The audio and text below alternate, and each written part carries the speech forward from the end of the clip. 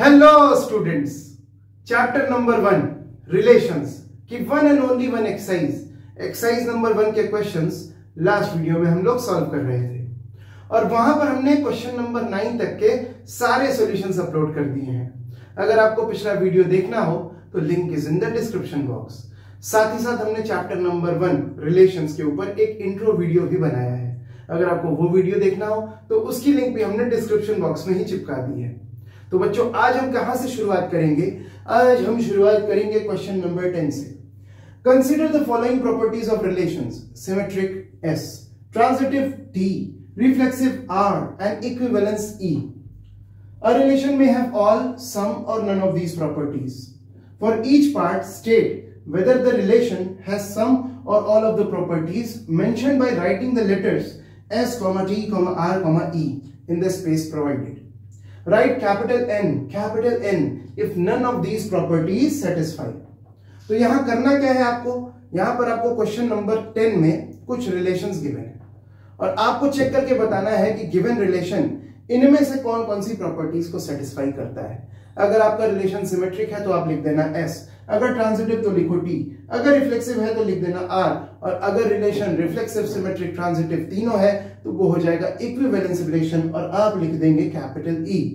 और अगर आपका रिलेशन इनमें से कोई भी प्रॉपर्टीज को सेटिस्फाई नहीं करता तब आप क्या लिखेंगे? तब आप लिखेंगे capital N which stands for none of these। ठीक है, तो यही करना है हमें क्वेश्चन नंबर 10 में। अब चलिए देखते हैं कि क्वेश्चन नंबर 10 के पहले पार्ट में हमें क्या करना है, कौन सा रिलेशन वहां दिया हुआ है। अब क्वेश्चन नंबर 10 के ए पार्ट में गिवन रिलेशन है इज स्मॉलर देन। लेकिन एक बात बताओ, ये रिलेशन किस सेट पर डिफाइंड है? भाई, ये relation is always defined on a set. ये रिलेशन किस सेट पर डिफाइंड है ये तो दिया ही नहीं है। तो हम ऐसा करते हैं कि मान लेते हैं कि ये रिलेशन डिफाइंड है for the set of real numbers. ठीक, for the set of real numbers. ठीक है, और अब चेक करते हैं कि रिलेशन कौन कौन सी प्रॉपर्टीज को सेटिस्फाई करता है। सबसे पहले बात करते हैं रिफ्लेक्सिव की। अच्छा देखो, अगर कभी कोई और सेट दे दिया ना, same relation but with a different set, तो घबराने की कोई बात नहीं है। जो अप्रोच हम यहां पर लगा रहे हैं, जिस तरह से हम इस क्वेश्चन को अप्रोच कर रहे हैं, बिल्कुल ऐसे ही करना। ठीक है, नो टेंशन, नो प्रॉब्लम। अभी देखो। अच्छा, सेट ऑफ रियल नंबर्स को डिनोट कर देते हैं कैपिटल ए से। ठीक है, कैपिटल ए से डिनोट कर देते हैं। अब रिफ्लेक्सिव के लिए देखो, मान लो कि कोई रियल नंबर हम ले रहे हैं इस सेट से। ठीक, some A from the set capital A. ठीक, now small a is a real number and we know that there is no real number which is smaller than itself, so a is not smaller than a, है ना बात? And if a is not smaller than a, this means that a comma a is not in the relation। भाई, इस relation को हम r से denote कर रहे हैं। a comma a is not in the relation, and if a comma a is not in the relation, ठीक है, a belongs to the set but a comma a is not in the relation, what this means? This means that the relation is not reflexive, so the relation is not reflexive। ठीक, reflexive नहीं है। अब check करते हैं symmetry के लिए। Check करते हैं सिमेट्री के लिए। तो भाई, दो रियल नंबर्स ले लेते हैं। मान लो 2 ले लें और ले लें 4। ठीक है, 2, 4 belonging to the set of real numbers। ठीक, now 2 is smaller than 4।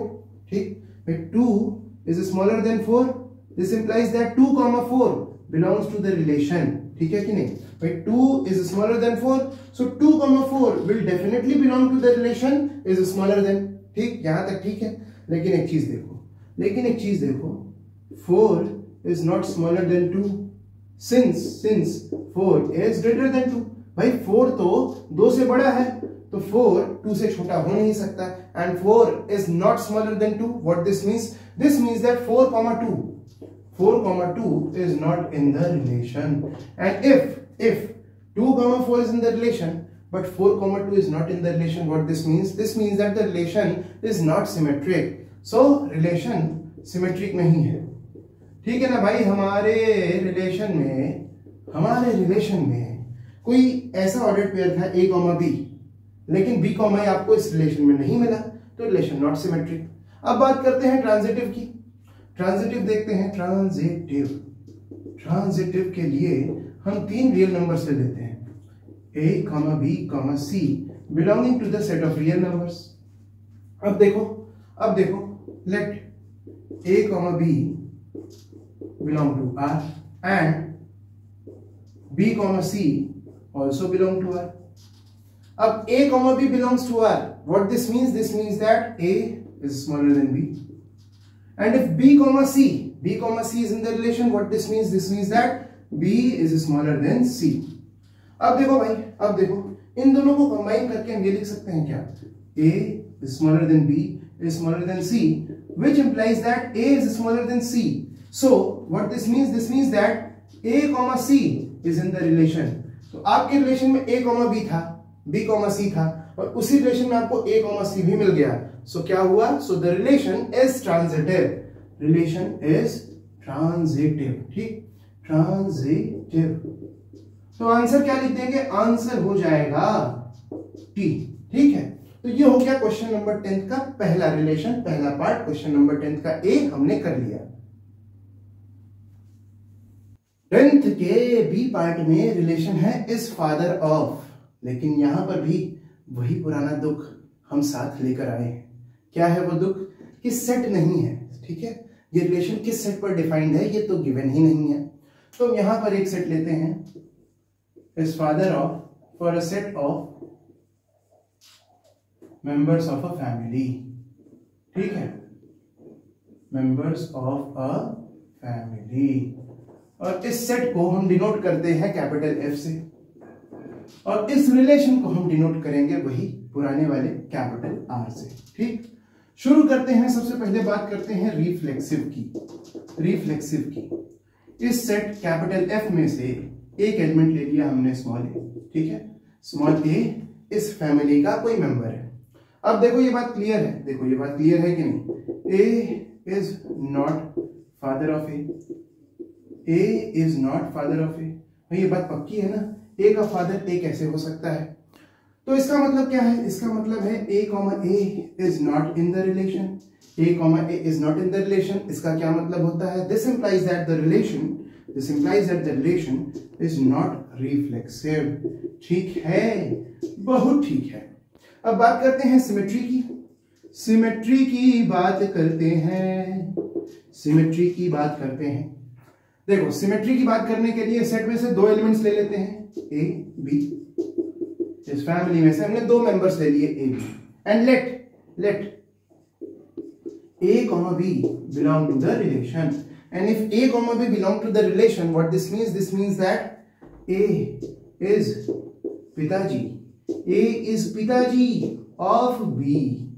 अब देखो बात है, a है पिताजी b का, a अगर b का पिताजी है तो इसका मतलब पक्का है कि b is not father of a। भाई ये तो बात है ना? अगर a पिताजी है b का, तो b या तो सन होगा a का, या तो b डॉटर होगी a की। लेकिन ये बात तो पक्की है ना कि b is not father of a। इसका मतलब क्या होगा? b, a you will not find in the relation. b, a ये ऑर्डर्ड पेयर आपको रिलेशन में नहीं मिलेगा। आपके रिलेशन में a, b है, बट उसी रिलेशन में आपको b, a नहीं मिल रहा। What this means? This means that the relation is not symmetric. ठीक है बात। ट्रांजिटिव की बात अब हम लोग कर लेते हैं। ट्रांजिटिव के लिए इस फैमिली में से हम लोग 3 सदस्य ले लेते हैं, a, b, c from the set capital F, और ये मान लेते हैं लेट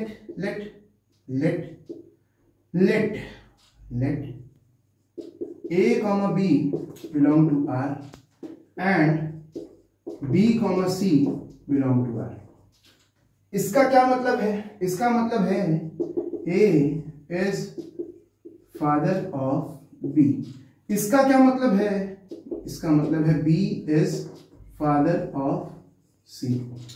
अब देखो जरा, अगर a b का पिताजी है और b जो है वो c का पिताजी है, तो इसका मतलब क्या है? इसका मतलब पक्का है कि a is not father of C. क्यों क्यों भाई? इसलिए सिंस ए इज ग्रैंडफादर, भाई ए तो दादाजी हो गए ना, A is grandfather of C. So A is not father of C. What this means? This means that this implies that A comma C is not in the relation. तो आपके relation में A comma B है, B comma C है, लेकिन A comma C नहीं है। इसका मतलब आपका रिलेशन ट्रांजिटिव भी नहीं है। तो ये रिलेशन सिमेट्रिक भी नहीं था, रिफ्लेक्सिव भी नहीं था और ट्रांजिटिव भी नहीं है। तो आंसर क्या लिखेंगे? आंसर लिखेंगे capital N, none of these. ठीक है, 10th का बी पार्ट भी यहां कंप्लीट होता है। Now we have the C part of question number 10। यहां पर गिवन रिलेशन है is parallel to for set of straight lines. ठीक, अब इस सेट ऑफ स्ट्रेट लाइंस को डिनोट करते हैं कैपिटल एल से, और इस रिलेशन को वही पुराने आर से डिनोट करेंगे एक बार फिर से। और अब शुरू करते हैं सबसे पहले रिफ्लेक्सिव। तो देखो भाई for all L belonging to the set of straight lines, small l is a line from the set of straight lines. So for all lines we know that every line is parallel to itself. ठीक है कि नहीं भाई? Every line is parallel to itself, and what this means? This means that L comma L belongs to the relation. For all L belonging to capital L comma L is in the relation. तो इसका मतलब क्या है? इसका मतलब है relation reflexive है। ठीक है, रिलेशन इज रिफ्लेक्सिव। चेक करते हैं सिमेट्री। ठीक है, बात करते हैं सिमेट्री की। सिमेट्री के लिए इस सेट ऑफ स्ट्रेट लाइंस में से हम दो स्ट्रेट लाइंस ले लेते हैं, L1 L2। ठीक, L1 L2 from the set of straight lines, and let L1 comma L2 belong to the relation. And if L1 comma L2 belong to the relation, what this means? This means that L1 is parallel to L2, which implies that L2 is also parallel to L1, and this implies that L2 comma L1 is also in the relation. What this means? This means that the relation is symmetric also. ठीक है बात? ठीक है कि नहीं भाई? बहुत आसान है, बहुत ही ज्यादा आसान है। ठीक है, अब इसके बाद बात करते हैं ट्रांजिटिविटी की। ट्रांजिटिव के लिए चेक कर लेते हैं इसको। इसके लिए हम लेंगे सेट ऑफ स्ट्रेट लाइंस में से तीन lines L1 L2 L3 from the set of straight lines, and let L1 comma L2 belong to the relation, and L2 comma L3 is also in the relation. What this means? This means that L1 is parallel to L2, and what this means? This means that L2 is parallel to L3. अब आप देखो, L1 L2 के parallel है और L2 L3 के parallel है। इससे हमें क्या मिलेगा? इससे हमें मिलेगा L1 is parallel to L3, and what this implies? This implies that L1 comma L3 is also in the relation. तो रिलेशन में L1 comma L2 है, L2 comma L3 है और L1 comma L3 भी है। तो इसका मतलब रिलेशन ट्रांजिटिव भी है। तो अपना आंसर क्या हो जाएगा? आंसर हो जाएगा ऑल कॉमा ई। ठीक है, तो ये हो गया 10th का सी पार्ट, जो कि बहुत ज्यादा इजी था, वो हमने कर लिया। अब चलते हैं क्वेश्चन नंबर 10th के पार्ट डी की तरफ। अब 10th के डी पार्ट में रिलेशन है a multiple of for a set of positive integers. Set of positive integers को हम डिनोट करेंगे i प्लस से। ठीक है, i के सर पर, i के खोपड़ी पर छोटा सा प्लस लिख दिया। ठीक, और इस रिलेशन को फिर से डिनोट करेंगे कैपिटल R से। अब शुरू करते हैं रिफ्लेक्सिव। सो देखो भाई for all small a belonging to this set of positive integers, we know that every number is a multiple of itself. कैसे सर जी? भाई कैसे? सिंस a बराबर a into 1। ठीक, a बराबर a into 1, so every number is a multiple of itself. a बराबर a into 1 आप लिख सकते हैं। इसका क्या मतलब है? इसका मतलब है a comma a is in the relation, a comma is in the relation. What this means? For all a belonging to this set, we have a comma a in the relation. What this means? This implies that the relation is reflexive. ठीक बात है ना? एकदम ठीक बात है। Check करते हैं सिमेट्री, चेक करते हैं रिलेशन सिमेट्रिक है कि नहीं है। तो रिलेशन सिमेट्रिक नहीं है, ठीक है, रिलेशन सिमेट्रिक नहीं है। कैसे सर जी? ये देखिए, दो इंटीजर्स ले लीजिए, दो इंटीजर्स ले लीजिए इस सेट ऑफ पॉजिटिव इंटीजर से 2 and 4, और हम ये जानते हैं कि 4,2 रिलेशन में होगा। क्यों? Because 4 is a multiple of 2। लेकिन लेकिन लेकिन 2,4 is not in the relation. क्यों? क्योंकि since 2 is not a multiple of 4। ठीक, तो देखा आपने 4,2 रिलेशन में था, लेकिन आपने ये भी देखा कि 2,4 रिलेशन में नहीं है। इसका क्या मतलब? इसका मतलब relation is not symmetric, not symmetric हो गया। ट्रांजिटिव के लिए बात करें, ट्रांजिटिव के लिए बात करते हैं। ट्रांजिटिव के लिए 3 एलिमेंट्स ले लेते हैं a, b, c from the set of positive integer, from the set of positive integers.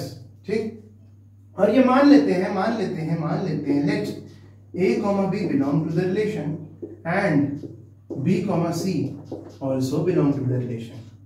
इसका क्या मतलब है? इसका मतलब है a is a multiple of b, a is a multiple of b।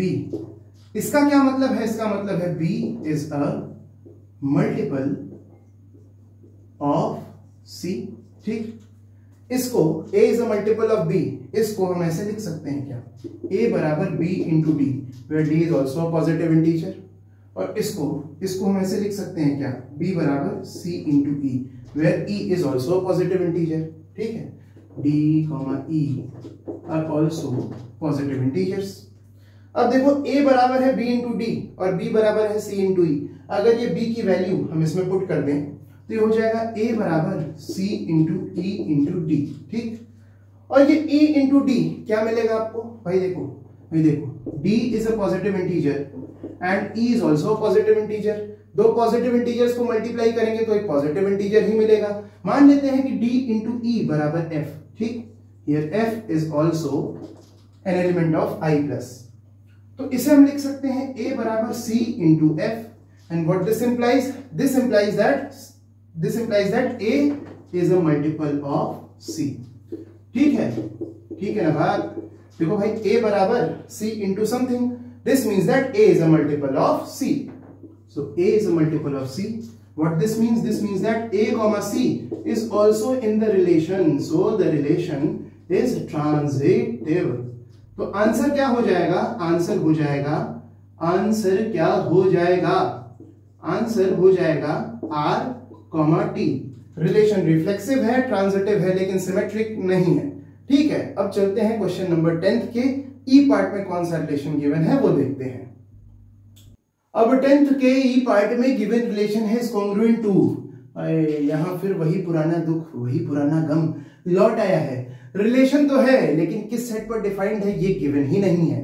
तो इस दुख को पहले दूर करते हैं और यहां लिखते हैं एक set, for a set of triangles, और इस सेट ऑफ ट्राइंगल्स को हम डिनोट करेंगे कैपिटल T से, और इस रिलेशन को फिर से कैपिटल R से। ठीक, शुरू करते हैं। ये बहुत आसान है, आप लोग खुद भी कर सकते हैं। वीडियो को पॉज करिए और इसे करने का प्रयास करिए, और पक्का है कि आप इसे बड़े आराम से कर लेंगे। ठीक है, अब हम करते हैं, लेकिन हमें पूरा भरोसा है कि आपने इसे बिल्कुल सही कर लिया होगा। ठीक, बहुत होनहार बच्चे हो तुम लोग। देखो क्या होगा। For all small t belonging to the set of triangles we have t, t belonging to the relation। why? ऐसा क्यों सर? ऐसा इसलिए बच्चा, ऐसा इसलिए since every triangle is congruent to itself। every triangle is congruent to itself। तो तो भाई देखा हमने कि for all small T belonging to the set of triangles we have T comma T belonging to the relation. What this means? This means that the relation is reflexive. ठीक बात है ना? एकदम ठीक बात है. बात करते हैं सिमेट्री की. ये रिलेशन सिमेट्रिक होगा कि नहीं होगा, देखा जाए. इसके लिए दो ट्राइंगल्स ले लेते हैं, T1 comma T2 from the set of triangles, from the set capital T. ठीक है. और मान लेते हैं T1 comma T2 belongs to the relation. और अगर T1 comma T2 belongs to the relation तो इसका मतलब क्या है? इसका मतलब है T1 is congruent to T2. And what this implies? इसका मतलब है, इसे हम ऐसे भी लिख सकते हैं कि T2 is congruent to T1. भाई ठीक है ना? अगर T1 T2 के congruent है तो इसका मतलब T2 भी T1 के congruent होगा. So T2 is congruent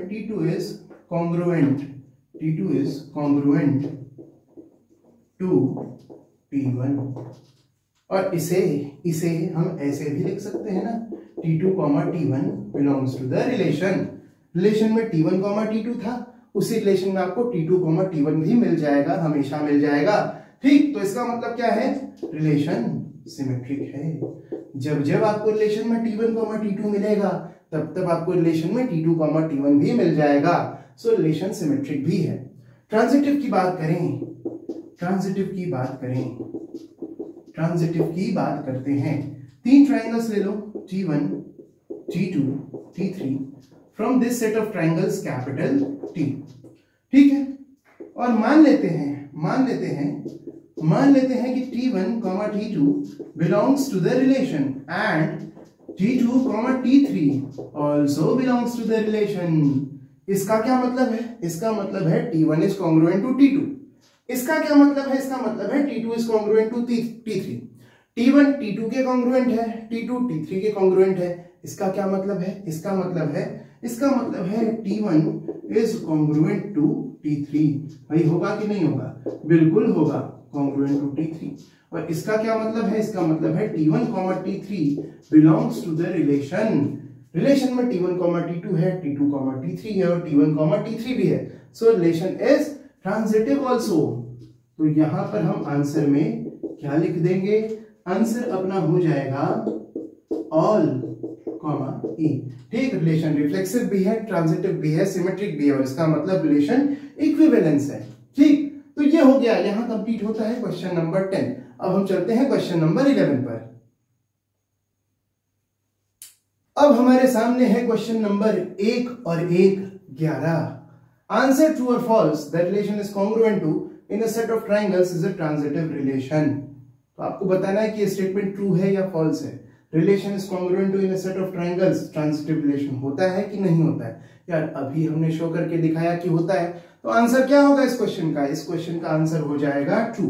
ठीक. अभी इसके ठीक पहले वाले क्वेश्चन में हमने शो किया कि the relation is congruent to in a set of triangles is an equivalence relation. तो पक्का है कि ये रिलेशन ट्रांजिटिव होगा ही होगा. So the answer is true. ठीक है. तो यहां पर भोला सा मासूम सा क्वेश्चन नंबर 11 कंप्लीट होता है. अब हम चलते हैं क्वेश्चन नंबर 12 की तरफ. अब हम लोग एक बहुत ही ज्यादा इंपॉर्टेंट क्वेश्चन, एक वेरी इंपॉर्टेंट क्वेश्चन करेंगे. Question number 12. If R is a relation n cross n defined by A, B related to C, D if and only if A plus D बराबर B plus C, show that R is an equivalence relation. तो यहां एक relation R given है and it is defined on n cross n. n cross n के elements होंगे ordered pairs. तो इस relation की खासियत यह है कि ये ऑर्डर्ड पेयर्स को रिलेट कर रहा है और n क्रॉस n से आने वाले कोई भी दो ऑर्डर्ड पेयर्स A, B और C, D कब रिलेटेड होंगे? These two are related if and only if A plus D बराबर B plus C. यहां if and only if वाली कंडीशन को भी अच्छे से समझ लें. अच्छे से समझते हैं आप कोपचे में. A, B related to C, D if and only if A plus D बराबर B plus C. इसका क्या मतलब है कि अगर A, B related to C, D ये गिवन है तो इससे हम ये समझेंगे कि A plus D बराबर B plus C होगा. ठीक. और अगर A plus D बराबर B plus C गिवन है तो इससे हम ये समझेंगे कि A, B is related to C, D. ठीक है. और एक चीज और समझ लो, एक चीज और समझ लो, एक चीज हम बता रहे हैं, इसको याद रखना। क्या याद रखना है? याद रखना है 1 4 2 3। ये क्या है? 1 4 2 3 क्या है? देखो, फर्स्ट ऑर्डर्ड पेयर के फर्स्ट कंपोनेंट को हमने नाम दिया 1, इसको दिया 2। सेकेंड ऑर्डर्ड पेयर के फर्स्ट कंपोनेंट को नाम दिया 3, सेकेंड को नाम दिया 4। तो यहां है 1 4 2 3। 1 में 4 जोड़ो वो बराबर आएगा 2 में 3 जोड़ने के। याद रखना इस बात को, बहुत मजा आएगा, बहुत आसान हो जाएगा। हमें शो करना है कि R is an equivalence relation. तो बात करते हैं, सबसे पहले शो करते हैं कि the relation is reflexive. Reflexive के लिए हम लिखेंगे for all A, B belonging to n cross n। देखो भाई जरा A प्लस बी बराबर B प्लस ए होगा कि नहीं? A प्लस बी और B प्लस ए ये दोनों बराबर ना, A प्लस बी बराबर B प्लस ए होगा ही होगा। तो यहां देखो, अब फिर वही, इसको हम 1, इसको 4, इसको 2, इसको 3 हम लिख सकते हैं। इससे ऑर्डर्ड पेयर्स बनाने में आसानी होगी। कौन ऑर्डर्ड पेयर किससे रिलेटेड है इसमें आप कंफ्यूज नहीं होंगे। 1 4 2 3 है, 1 है A, 2 यहां है B, रिलेटेड टू 3 कहां है? 3 है A, 4 कौन है? 4 है B। तो A, B related to A, B ये हमने दिखा दिया। For all A, B belonging to n cross n we have shown that A, B is related to A, B, hence the relation is reflexive। ठीक है, relation reflexive हो गया। समझ में आ रही है बात ना? बहुत मजा आएगा। अब ये 1 4 2 3 यहां से हम हटा दें। अब इसके बाद बात करते हैं सिमेट्री की बात करते हैं। इसके लिए हम 2 ऑर्डर्ड पेयर्स ले लेते हैं क्रॉस n से। एक ले लेते हैं हम A, B और एक ले लेते हैं हम C, D, ठीक, फ्रॉम n क्रॉस n। और मानते हैं, पहले ये मानते हैं, late A, B related to C, D, and if A, B related to C, D, this implies that A plus B बराबर B plus C। ठीक है ना? ठीक है। अब जरा देखो, इसे हम ऐसे लिख सकते हैं क्या? ऐसे लिख सकते हैं क्या? उसके पहले जरा साफ सफाई कर दें। अब इसकी जरूरत नहीं है, आप इसको नोट डाउन कर लो या समझने के लिए अपने यहां रफ में लिख लेना। ठीक, ये तो बस समझने वाली बात है। तो इसको हम हटाने जा रहे हैं, इसको हम हटा देते हैं। अब जाइए, आपका काम अब हो चुका है। आपने जो करना था वो आपने कर लिया, तो अब आपकी विदाई का समय हो गया है। चलो। तो अगर A प्लस डी बराबर B प्लस सी है तो इसे हम लिख सकते हैं B प्लस सी बराबर A plus D. Now this can also be written as C plus B बराबर D प्लस ए। अब जरा याद करो, 1 4 2 3, 1 4 2 3, याद है ना? तो एक है C, 2 कौन है D, C, D, related to 3 कौन है A और 4 है B। ठीक, तो यहां से आ गया C, D related to A, B। हमने माना था कि A, B is related to C, D और हमें उसी रिलेशन में C, D related to A, B भी मिल गया। तो इसका मतलब क्या है? इसका मतलब है the relation is symmetric. Relation symmetric है। ठीक, अब यहां से भी 1 4 2 3 की विदाई कर देते हैं। 1 4 2 3 का काम हो गया। अब बात करते हैं कि रिलेशन ट्रांजिटिव है कि नहीं। है तो भाई जरूर है, तो पक्का है, बस हमें शो करके दिखाना है कि है ना। या तो हमें शो करना है रिलेशन इक्विवेलेंस रिलेशन है, मतलब रिफ्लेक्सिव, सिमेट्रिक, ट्रांजिटिव तीनों होगा। तो हमें अब शो करना है कि ट्रांजिटिव है। ट्रांजिटिव शो करने के लिए हम 3 ordered pairs A, B, C, D, E, F ये 3 ऑर्डर्ड पेयर्स हमने ले लिए n क्रॉस n से। ठीक, और ये मान लेते हैं late A, B related to C, D and C, D related to E, F। ठीक है, अब देखो, अगर A, B related to C, D, this means that A plus D बराबर B plus C। और यहां से क्या होगा? यहां से होगा C plus F बराबर B plus C। ठीक है, अब इन दोनों इक्वेशंस को ऐड करें अगर हम, तो LHS में LHS जोड़ दो, तो हमें मिलेगा A plus D plus C plus F बराबर B plus C plus D plus E।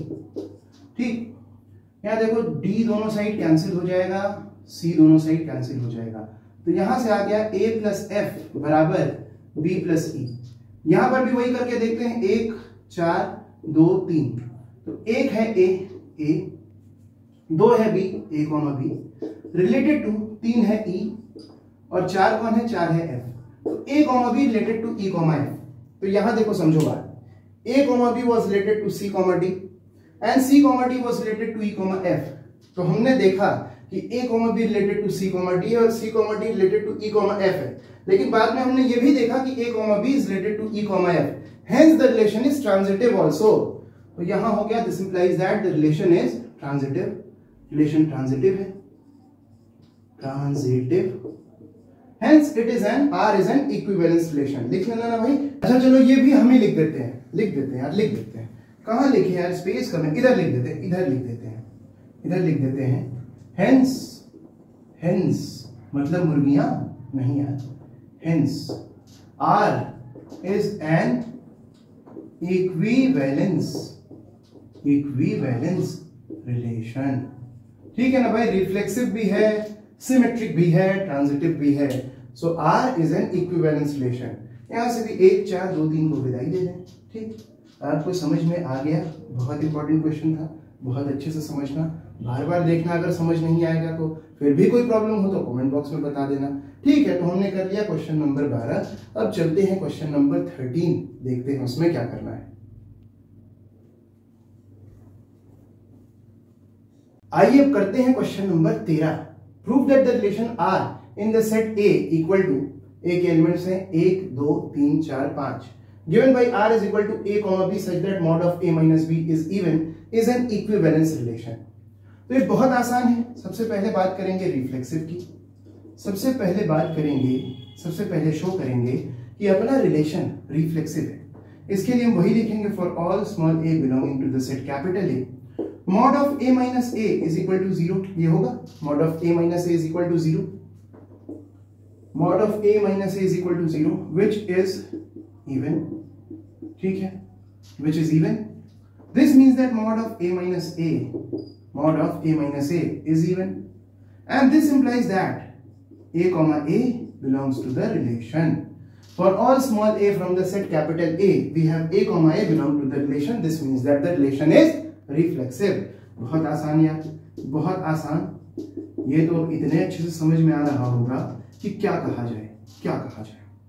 इसके बाद बात करते हैं, प्रूव करते हैं, शो करते हैं कि रिलेशन सिमेट्रिक भी है। सिमेट्री के लिए कोई दो एलिमेंट्स ले लेते हैं सेट में से, a b from the set capital A, और मान लो कि a comma b is in the relation।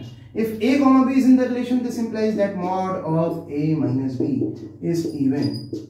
और अब देख लो, और एक चीज देखो, इस सेट में से कोई भी दो एलिमेंट्स लो, कोई भी दो elements low, mod of a minus b will be always equal to mod of b minus a। बात सही है कि नहीं? बात सही है कि नहीं? mod of a minus b is equal to mod of b minus a, ऐसा होगा कि नहीं? सेट के कोई भी दो एलिमेंट्स लेके देख लो। हम दिखाते हैं यार। यहाँ देखो, हम एक एलिमेंट ले लेते हैं a बराबर 5 और b बराबर ले लेते हैं 3। mod of a minus b is equal to 2 and then mod of 3 minus 5, this is equal to mod of minus 2 which is also equal to 2। तो ऐसे आप कोई भी दो एलिमेंट्स ले लीजिए इस सेट में से, mod of a minus b will always be equal to mod of b minus a। ये होगा। इसका क्या मतलब है? अगर mod of a minus b even है और mod of a minus b equal है mod of b minus a के, this means that mod of b minus a is also even। And if mod of b minus a is even, this means that b comma a belongs to the relation। So हमने देखा कि a comma b belongs to the relation, a comma b belongs to the relation, then b comma a also belongs to the relation। ठीक, when a comma b belongs to the relation, then b comma a also belongs to the relation। This means that the relation is symmetric। ठीक, इसके बाद बात करते हैं, show करते हैं कि रिलेशन ट्रांजिटिव है, तब ना होगा इक्विवेलेंस। ट्रांजिटिव के लिए तीन एलिमेंट्स ले लेते हैं सेट कैपिटल ए से, a b c from the set capital A, और मान लेते हैं a comma b belongs to the relation and b comma c also belongs to the relation। Now if a comma b belongs to the relation, this means that mod of a minus b is even। ठीक, और यहां पर क्या होगा? यहां हो जाएगा mod of b minus c is even। अगर mod of a minus B even है तो इसका मतलब पक्का है कि a माइनस बी भी इवन होगा, a minus B is even, और यहां से होगा b minus C is even. और ये हम जानते हैं कि sum of two even numbers is always even, sum of two even numbers is always even. This means that a minus B plus b minus C is also even. ठीक है ना, आप लिख देना बगल में, हम भी लिख देते हैं, since sum of two even numbers is also even.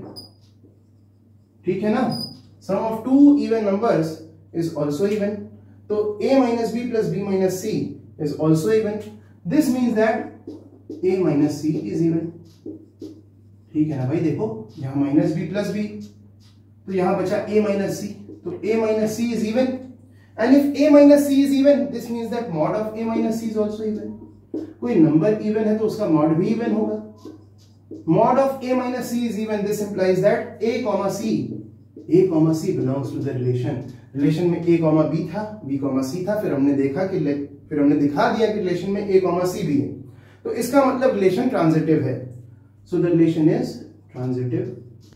Transitive भी हो गया, यहां आप लिख देंगे hence R is an equivalence relation। ठीक है, तो यहां पर कंप्लीट होता है क्वेश्चन नंबर 13। ठीक है, बहुत आसान था। अब हम चलते हैं क्वेश्चन नंबर 14 पर।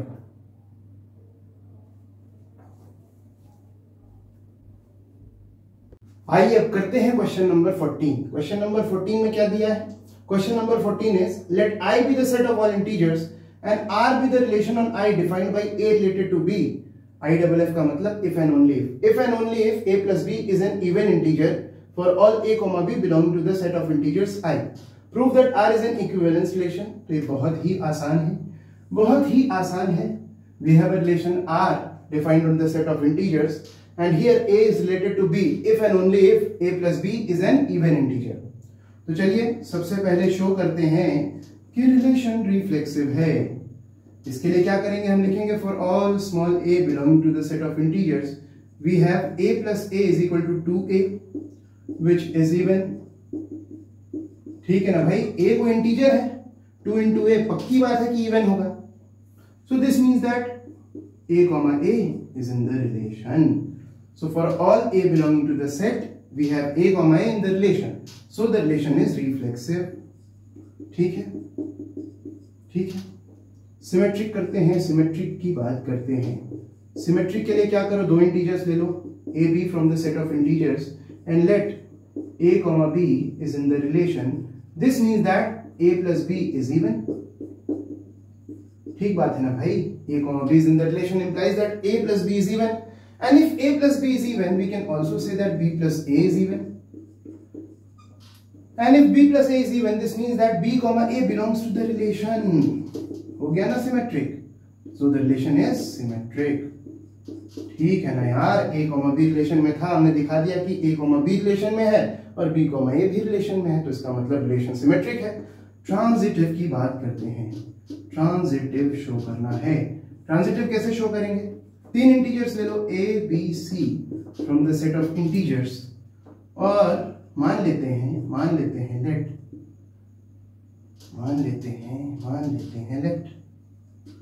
a comma b is in the relation and b comma c is also in the relation, and if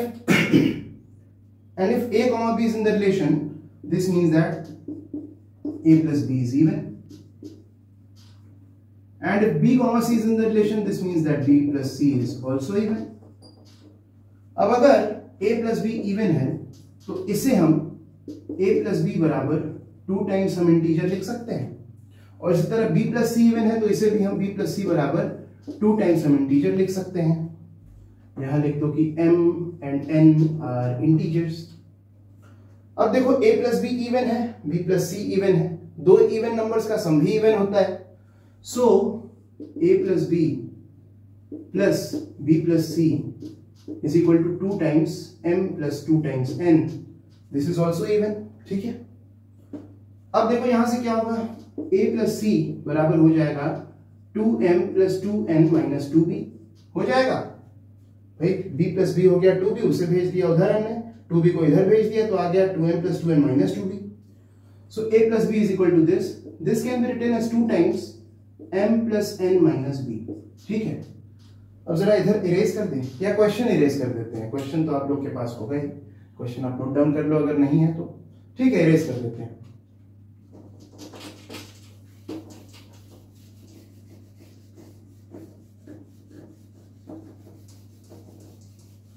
erase कर दो, जल्दी करो यार, जल्दी करो, टाइम लग रहा है, टाइम लग रहा है, टाइम लग रहा है। जल्दी मिट जा भाई, जल्दी मिट जा भाई, मिट जाओ मिट जाओ मिट जाओ। अपना डस्टर बहुत अच्छा नहीं लग रहा है, अपना डस्टर बहुत अच्छा नहीं है।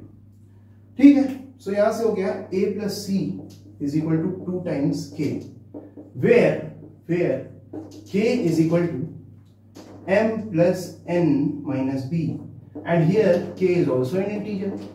so यहां से हम कह सकते हैं कि a plus c is even।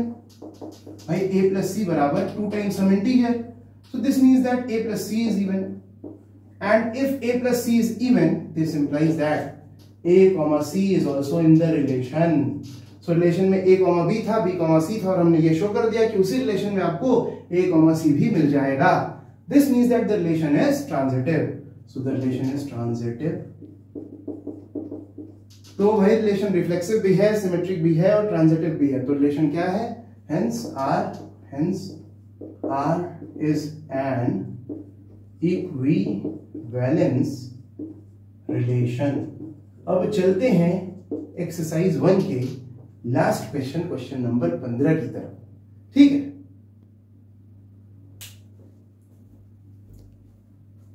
अब हमारे सामने है एक्सरसाइज 1 का last question, question number 15।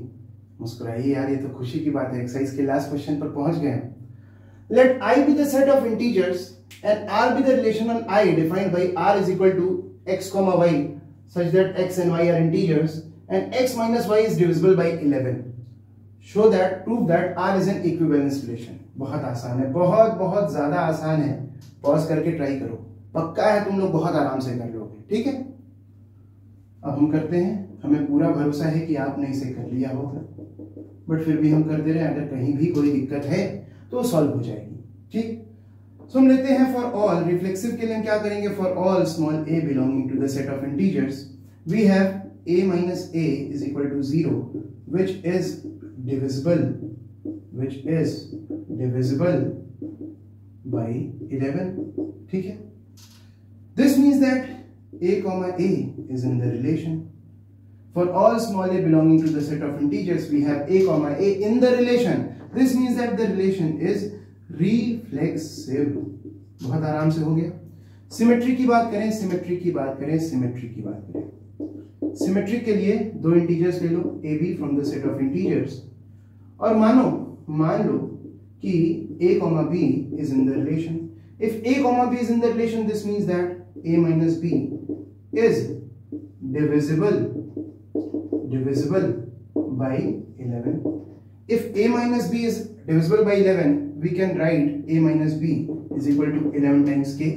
here k is some integer। लिख सकते हैं ना भाई, a minus b बराबर 11 के हम लिख सकते हैं, k कोई इंटीजर है। अब a minus b को हम minus times b minus a लिख सकते हैं, this is also equal to 11 के। a minus b को आप minus times b minus a लिख सकते हैं यार, ब्रैकेट ओपन करो, माइनस मल्टीप्लाई करो, यही आ जाएगा a minus b is equal to minus times b minus a। ये हमने बहुत बार बताया। ठीक, अब इस माइनस को इधर भेज दें तो ये हो जाएगा b minus a is equal to 11 times minus a। ठीक है, तो ये हो गया b minus a is equal to 11 times k dash minus k is equal to k dash and k dash is also some integer। ठीक है, तो b minus a is equal to 11 times some integer। this means that b minus a is also divisible by 11। बहुत अच्छे। so b minus a is divisible by 11, this means that b comma a is also in the relation। a comma b relation में था, उस relation में आपको b comma a भी मिल गया, तो रिलेशन हो गया सिमेट्रिक, हो गया ना, सिमेट्रिक हो गया।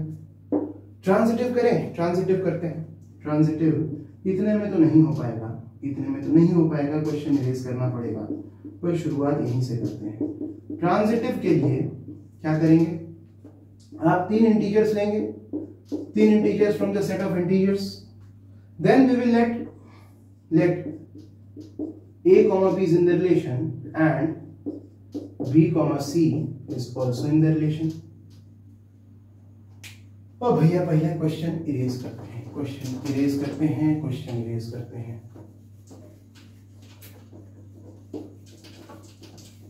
क्वेश्चन इरेज करते हैं और थोड़ी जगह बनाते हैं, थोड़ी जगह बनाते हैं। यार हो गया है, सब हो गया है ना, इसके आगे कुछ खास बाकी तो है नहीं। अब इसके आगे कुछ खास करने को रह नहीं गया है। आप जानते हो इसके आगे के स्टेप्स कैसे आगे बढ़ेंगे, आगे क्या क्या होगा, ये सब आप जानते हो।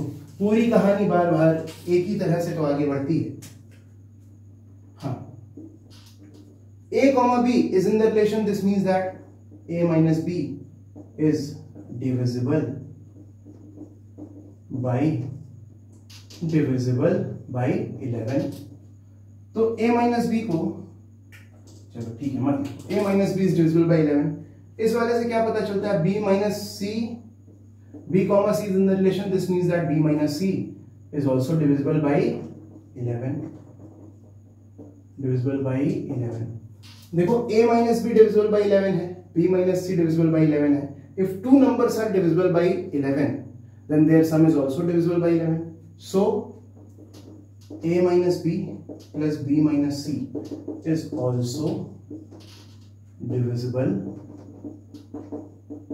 by 11। क्यों? So a minus c is divisible by 11। This means that a comma c is also in the relation। Relation में a comma b था, b comma c था, और अब रिलेशन में हमने दिखा दिया कि a comma c भी है। So the relation is transitive। तो यहां लिख दें hence R is an equivalence relation। ठीक है, तो कंप्लीट होता है क्वेश्चन नंबर 15 यहां पर, और कंप्लीट होता है चैप्टर नंबर 1 भी। So that's all from relations. अब अगले वीडियो में हम आपसे जल्द मिलेंगे, तब तक के लिए आप सब खूब मन लगा के पढ़ाई करिए, अपना ख्याल रखिए, and I see you in the next video.